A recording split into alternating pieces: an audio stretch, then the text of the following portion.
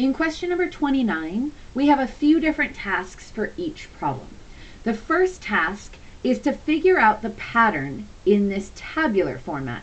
The table is similar to the list of numbers that we discussed in numbers 27 and 28, but obviously with the table format, we'll have to kind of adjust to the little nuances, which we'll talk about when we do question letter A. After you figure out the pattern that fills in the missing values in the table, the next order of business is to identify what kind of pattern it is, arithmetic, geometric, or quadratic. And lastly, we'll write a function for the table or the pattern. The answer bank here is meant to give us a bit of a jumping off point, but we may actually want to challenge ourselves a little bit to see what we can gather from numbers 27 and 28 and summarize using our structures that we've already thought about to try to generate the functions without looking at the answer bank.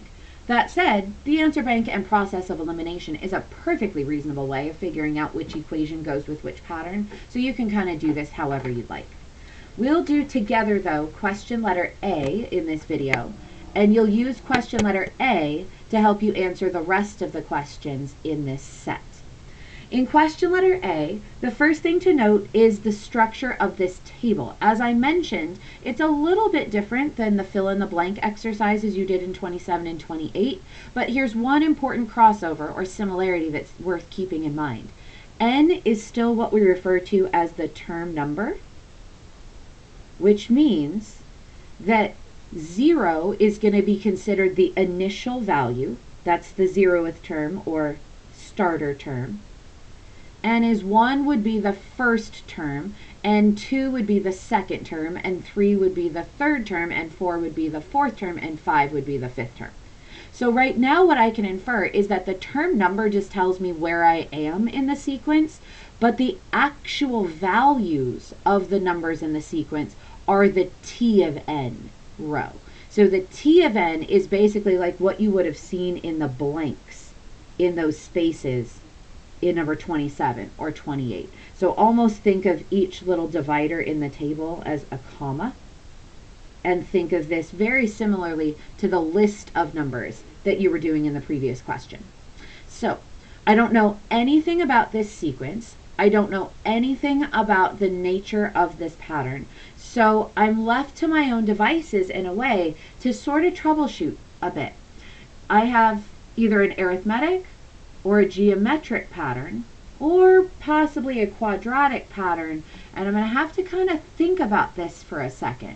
If I'm looking at letter A, I naturally want to look at the 16 and the 36 because they're right next to each other, which instinctively kind of gives me a hint there's got to be something here that connects those two numbers.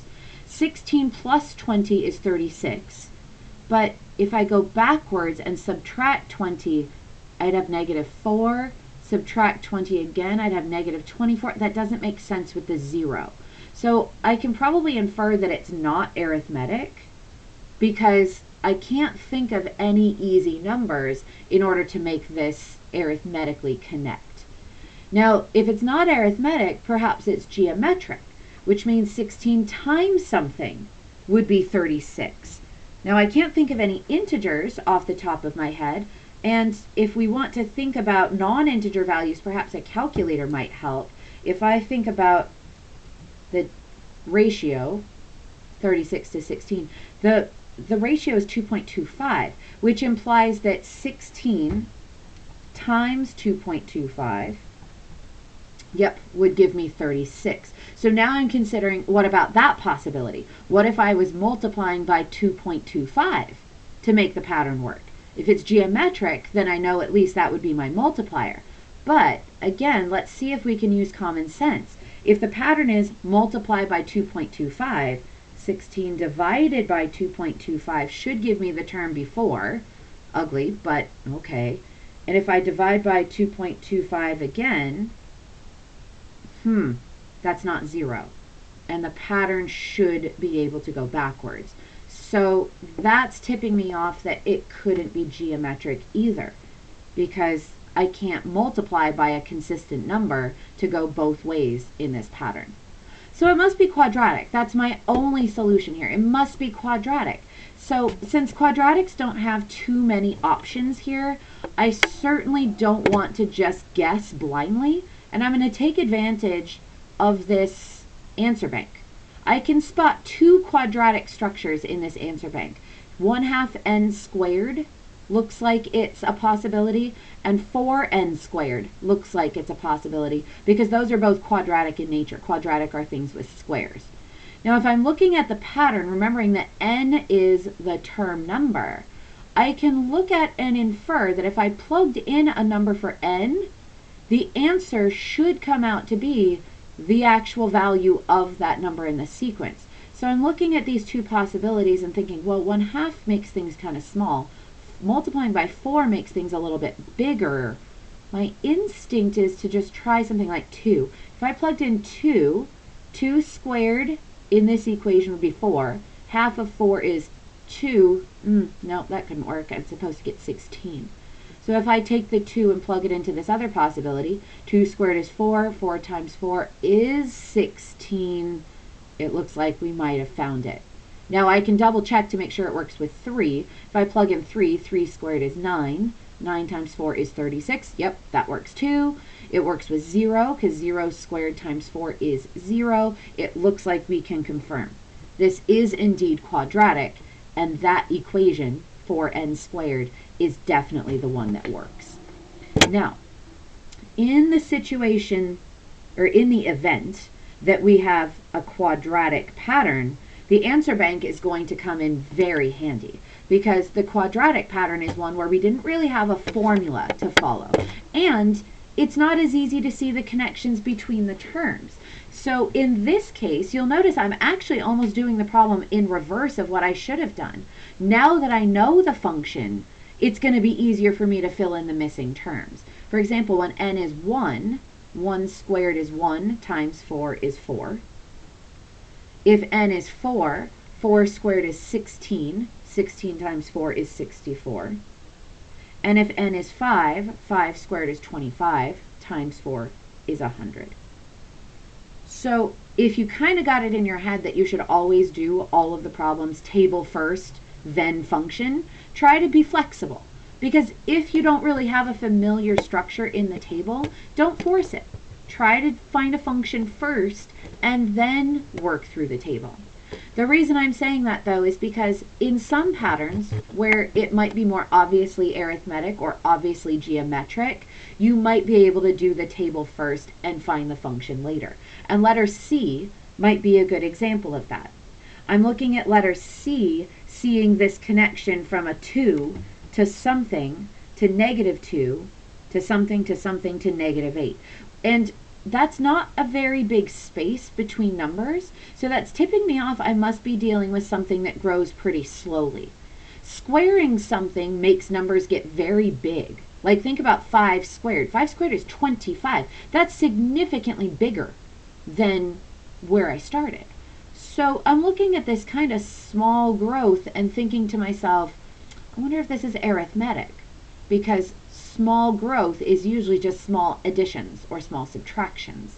Now, since I'm starting with something positive, but eventually getting negative, that's also tipping me off I might have a subtraction or a negative adder to think about.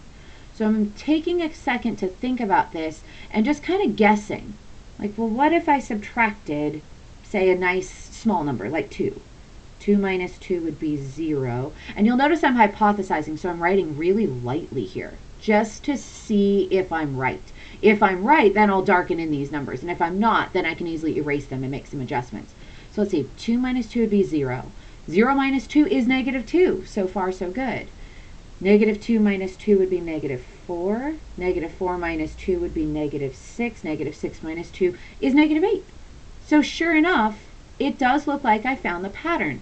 And I'm purposely trying to kind of walk through my thinking here because I want you to have that sense of, I'm just going to try something and we'll see if it works. Because there's no way to know. It's like guess and check. There's no way to know what a pattern is just by looking at it easily. You just kind of have to be willing to try some things and lightly write some things down, knowing that if it's not going to work, you can just easily erase it and try something else. This one happened to work. I know that this term is 0, the third term is -4, the fourth term is -6, and the fifth term is -8. It looks like we're good to go. This was an arithmetic pattern, so I'll circle the A for arithmetic. And then I'll think about the function.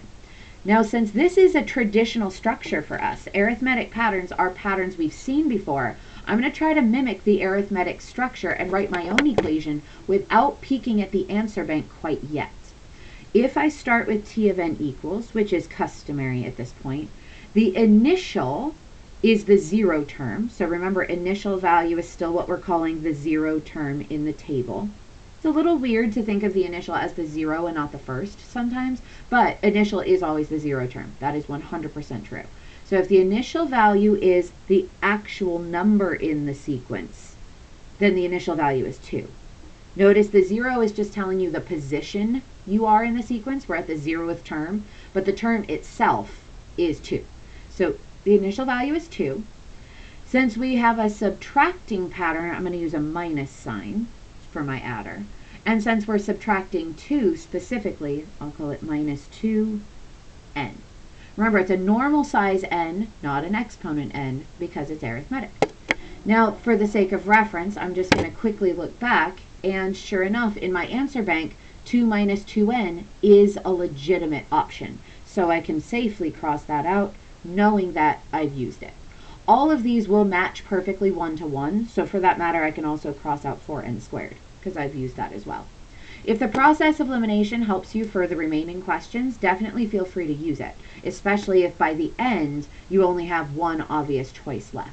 But don't feel obligated to do the problems in any specific order. If there's a pattern that's really confusing or it just doesn't seem to jump out to you yet, skip over it, try another one, and see if you can narrow down the possibilities in the table. You can also use this answer bank as a reverse engineering structure. You can go back maybe after you finish a couple more and look at it and say, okay, what's left? I still have a quadratic left. Maybe one of the ones I was stuck on was quadratic. Or, I still have one where dividing by 2 is a possibility. Maybe I can figure out which one of these looks logically like it would divide by 2. So try as best you can to be flexible about going back and forth and just trying stuff. Don't go into each problem expecting that you'll get the answer right off the bat in the first few seconds. It's great if you can, but pattern finding can take some time and can take some patience. So allow yourself that time and patience if need be. Your last task for this week is to basically finish question number 29 and to check your answers, both for this question and for the entire page. Once you finish that page, I'll leave it up to you to decide if it's worth continuing on. The next page, page 4, is technically not going to be assigned until the week after spring break. But if you feel like you've got some momentum and you want to try to work ahead, you're welcome to do so. I can't promise that all of the videos for the week following spring break are going to be posted if you're watching this, for example, in the week before spring break. If you're watching this video after spring break, you'll probably see that most of the videos have been updated. But if you're working almost in real time, like you're working on this packet as I'm uploading the videos, please just be patient.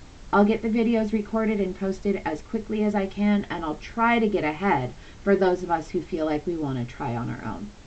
In any case, if you have any questions while you work, please don't hesitate to send me an email, and I'll do the best I can, especially if you include screenshots or a specific description of what you need to answer whatever questions you might have. Good luck.